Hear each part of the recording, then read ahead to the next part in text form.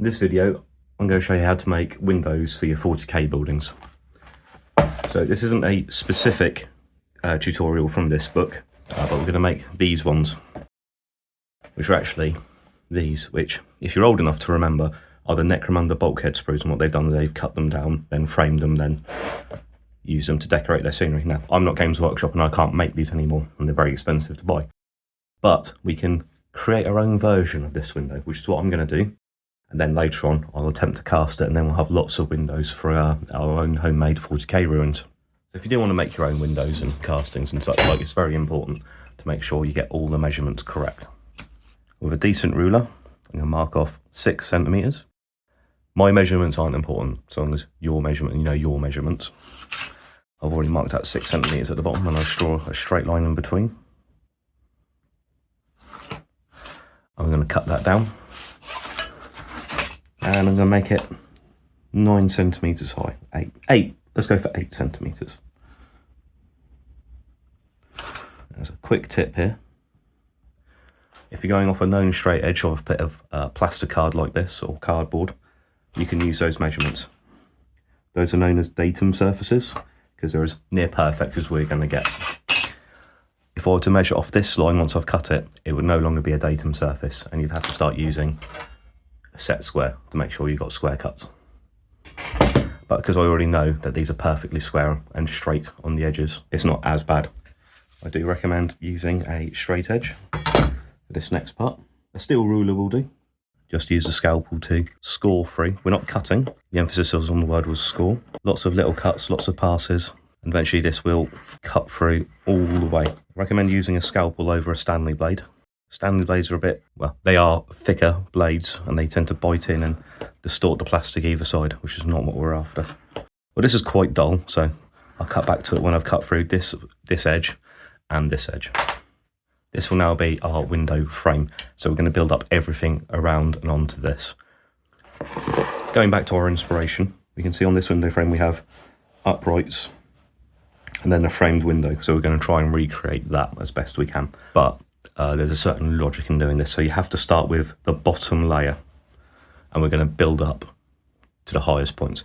So we're not going to do these uprights first, we're actually going to do this panelling.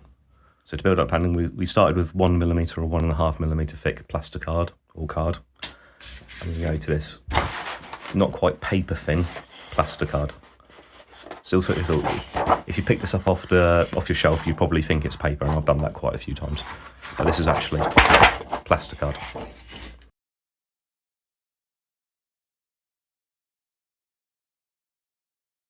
So there we have 2 rectangles. This one will fit perfectly over the top. You can see the thickness difference. That'll just make this much easier to cut. Now, we could make it out of this one. That's a lot more effort with a little knife, and we're going to make mistakes. But if it's nice and thin, it'll be easier to cut. If you don't think it's going to show up detail, there's a simple test you can do with your fingernail. Just see if it catches the edge. If it catches the edge, it will dry brush fine. If it doesn't catch on your fingernail, that's a little bit too shallow, and you need to pick a thicker material. We're going to try and put that leading, the bottommost detail of the window that's slightly above the mesh, onto that thinnest piece of plasticard. Then all the other detail we're going to layer up on top. Just so I know where things are, I've got a thin strip of plasticard. This will be used for detailing later on. I'm just going to mark out roughly, because I'm going to use these as the window frames, where they're going to sit. So these don't need to be precise, because these are just gauging it really.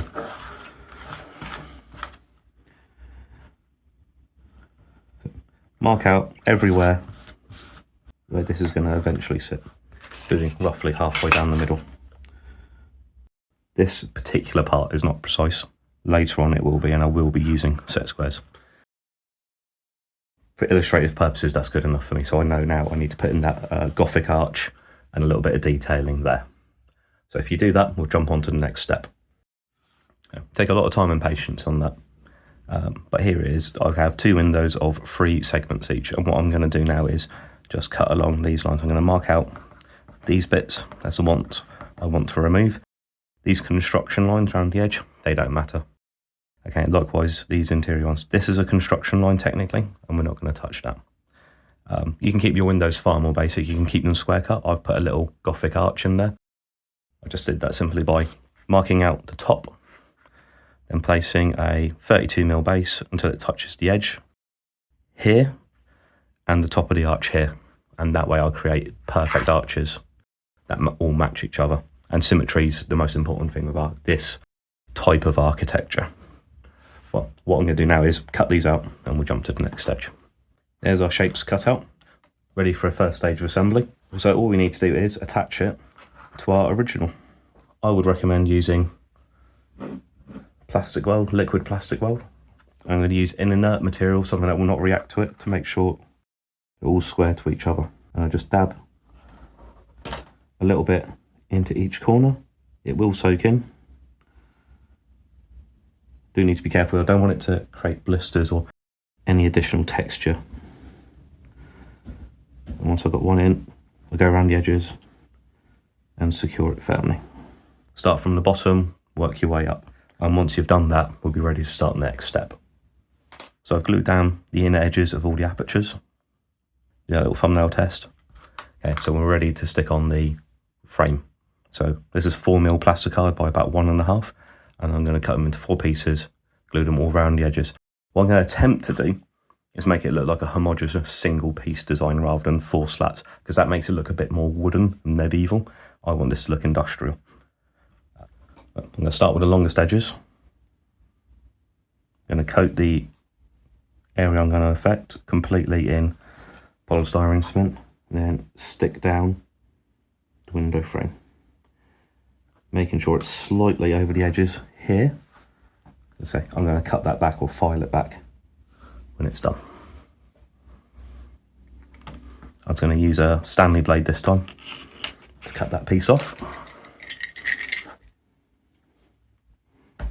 Again, leaving a little bit proud. And we'll repeat the other side. Again, use your inert straight edge. This is a lollipop stick. These inner edges are going to be a bit trickier. I do have nice square cuts on there. Try and keep them square.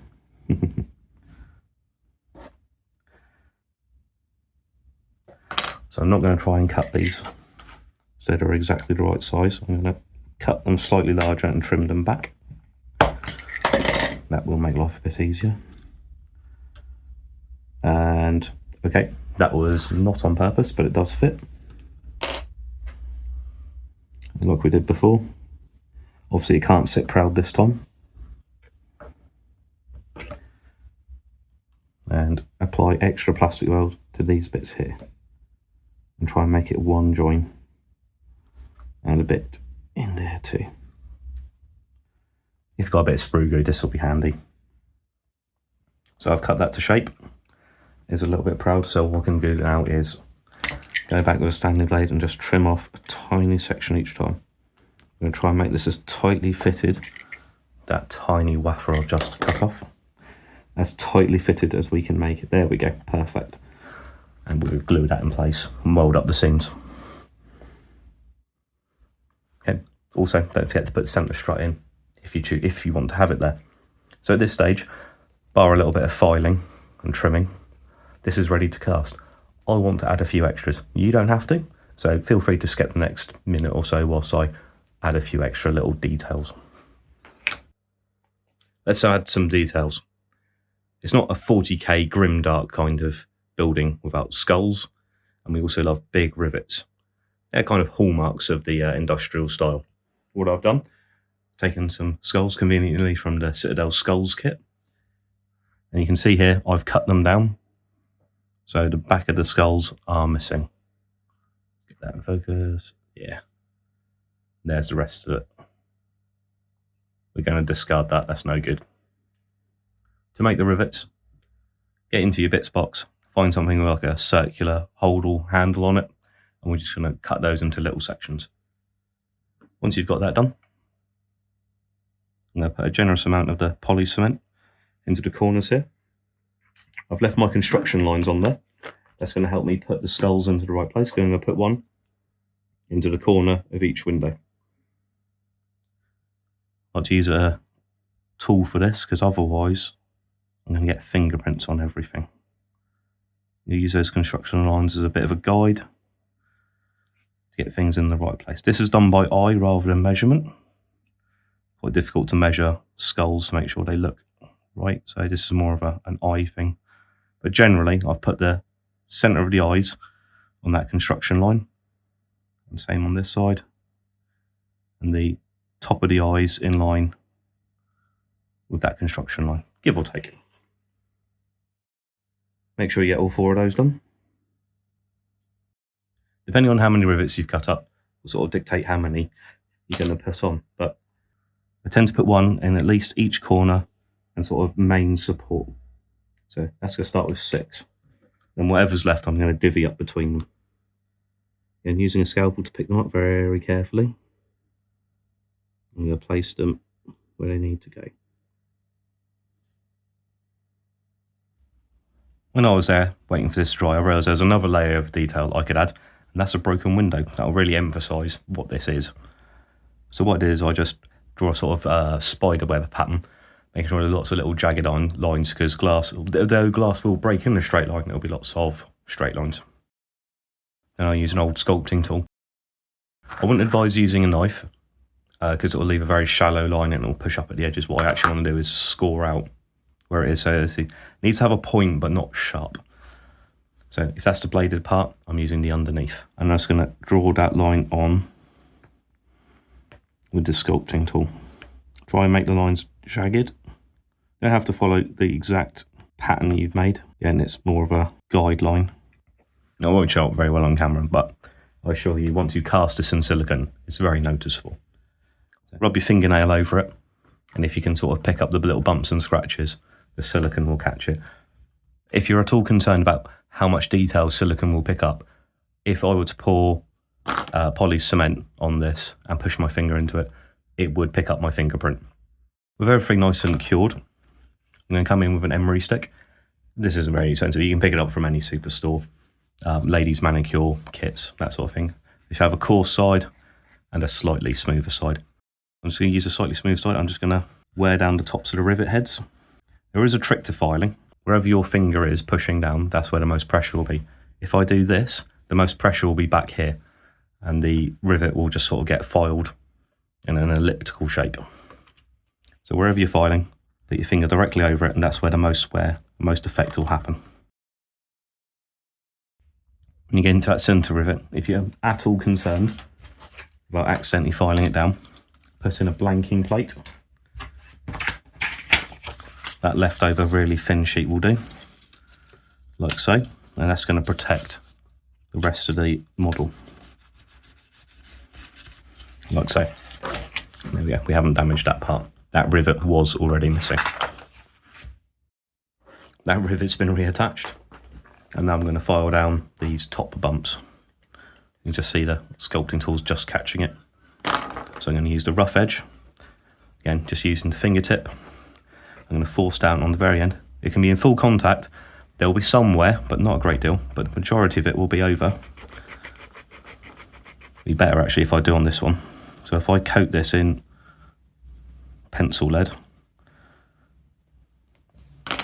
and I'll demonstrate it again. This will actually show you what I mean. You see, I'm only filing where my finger's in contact. I need to stop filing when I get down to this level, where the pencil still is. You can see there, my fingernail isn't catching on anything. I can also go all along that ridge there, remove that line.